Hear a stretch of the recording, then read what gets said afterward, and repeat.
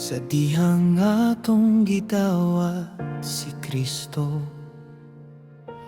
ang atong kinabuhi na usab pagkahimugso.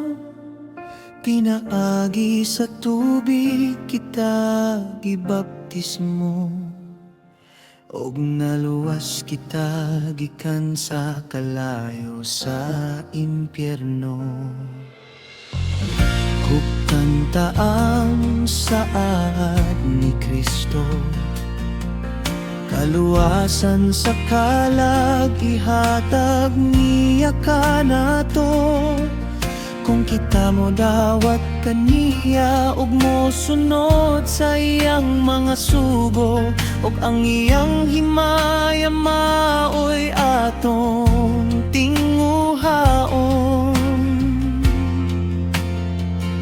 Kayang kasulatan sa mga taga-Roma nag-ingon sa Kapitulo 8, versikulo 38, 39. Atong pagabasahon, kay nakasiguro ako nga walay bisan unsa nga makapahimulag ka na to gikan sa iyang gugma.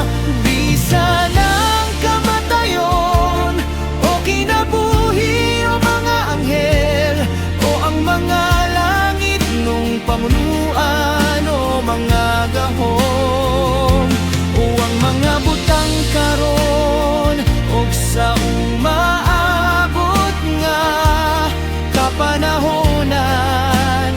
Bisan ng kalibutan sa itaas o sa ilalom, wala gayoy bisan unsa sa mga binuhat nga makapahimulat ka na to gikan sa gugma sa Dios nga naato.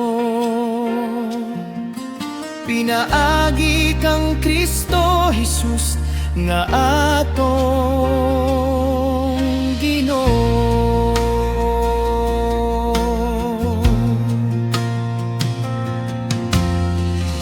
Og kanta ang saadad ni Kristo, kaluwasan sa kalag ihatag niya ka nato. Kung kita mo dawat kaniya, og mo sunod sa iyang mga sugo, og ang iyang himaya maoy atong tinguhaon. Kayang kasulatan sa mga taga-Roma nag-ingon,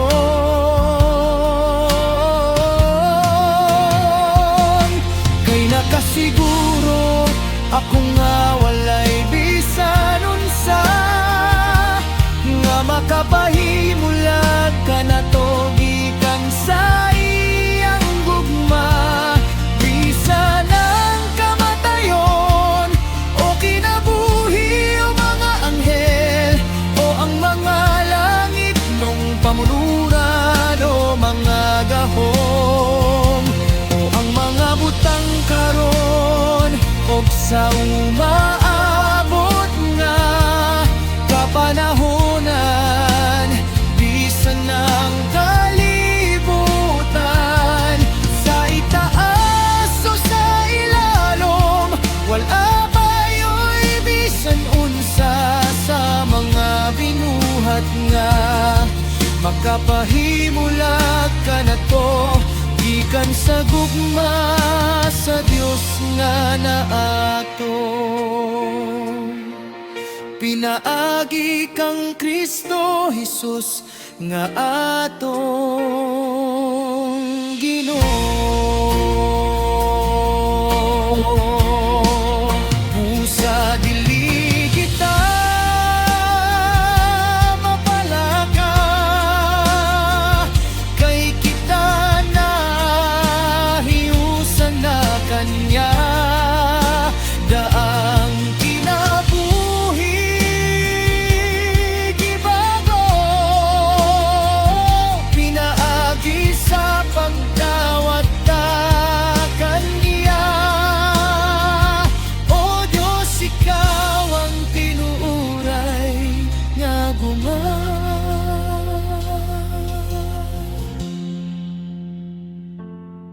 Dito'y nakasiguro, ako nga walay bisan unsa nga makapahimulag ka na to gikan sa iyang gugma.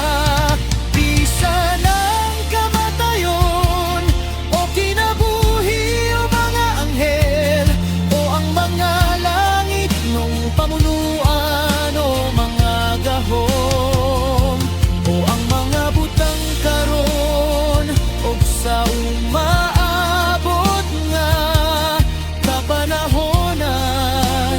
Bisan ang kalibutan sa itaas o sa ilalom, wala kayo'y bisan unsa sa mga binuhat nga makapahimulag ka na to gikan sa gugma sa Dios nga naato.